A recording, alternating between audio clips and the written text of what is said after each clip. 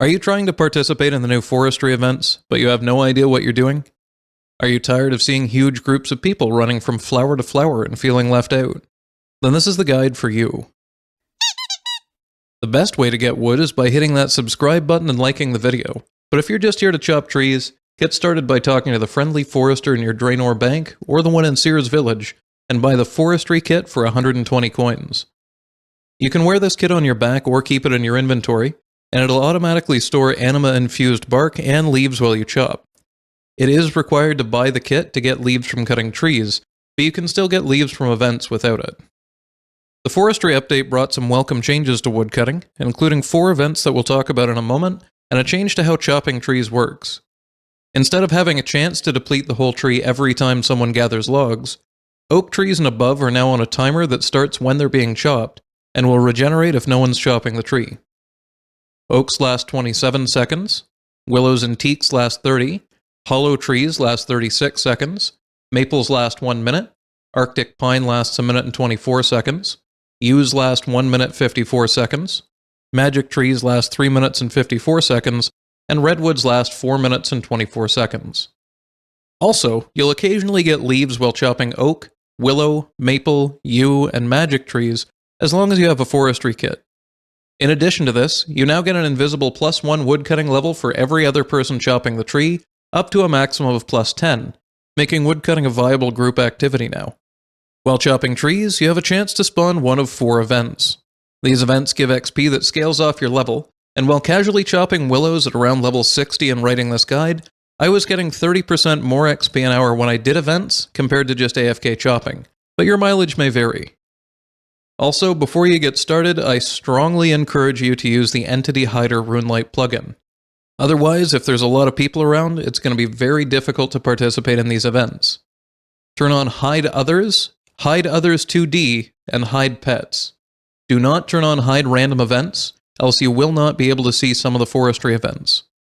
The easiest and best event in my opinion is Rising Roots. Tree roots will spawn out of the ground, and chopping them gives you bonus woodcutting XP and Anima-Infused Bark. Look for the roots with blue accents on them, as they'll give between 5 and 6 anima per chop and a lot more experience. They do occasionally move around, so keep an eye out and move when they spawn. Each event can spawn between 2 and 5 blue roots, but only one can be spawned at a time. Next is Flowering Bush. When white flowers appear on the ground, click on each one of them until you get strange pollen, and remember which flower gave it to you. Next, click on each flower again to see which flower you can pollinate. Once you've found the 2 matching flowers, click back and forth between them until they grow purple fruit and disappear, then find 2 new matching flowers and keep repeating until the event ends. The Struggling Sapling event can be a bit confusing at first. You need to make mulch out of the correct combination of ingredients to maximize the sapling's growth and your rewards.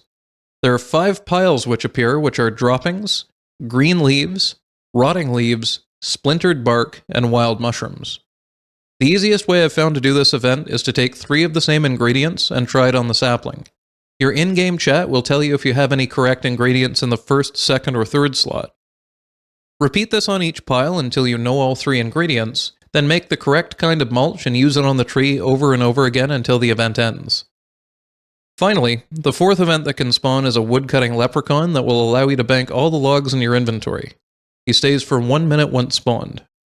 You can use the Anima-Infused Bark you gain during the events at the forestry shop by talking to the friendly forester in Draenor or Sears. Secator's attachments are a consumable item from the forestry kit that helps you gain more leaves but fewer logs.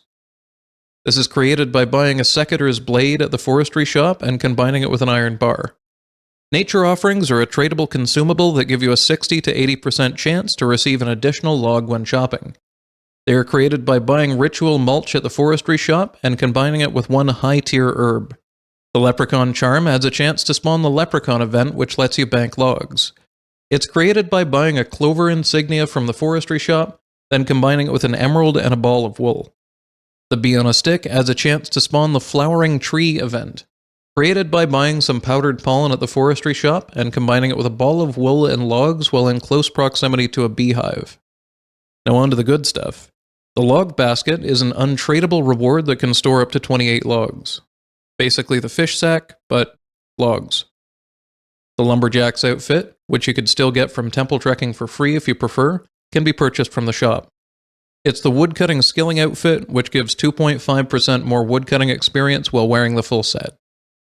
The Forestry set is an untradeable cosmetic override for the Lumberjack outfit, which features multiple recolors. I couldn't find any information on how to recolor it, so either I'm dumb or that's coming out in September. The log brace is a material used to combine the log basket and forestry kit into the forestry basket, which combines the functionality of both items and saves you an inventory slot. The clothes pouch is unlocked by buying a clothes pouch blueprint and then crafting one. A clothes pouch will let you store the lumberjack outfit and allows you to gain the bonuses without actually needing to wear the set. The funky shaped log can be given to a beaver pet to unlock transmog options. This is a new update, and at the time of making this video, Phase 1 is out, while Phase 2 is planned to release in September. There are currently 2 bugs that I've encountered. The first one is that sometimes you keep the mulch or pollen from an event in your inventory after the event ends. There is nothing you can do with it. You cannot bank it, so just right-click it and destroy it if it happens to. The other bug, or at least I hope it's a bug, is that some events will only give you bonus XP and Anima-Infused Bark at the end if you were chopping the exact tree that spawned them. I think Jagex is working on a fix to prevent players from hopping between multiple worlds to spam through events, so hopefully this gets remedied soon. If this video helped you with the new foraging update, you can help me by hitting like and subscribing to the channel. Hit that bell icon to get notified whenever my next video or stream comes out. See you next time.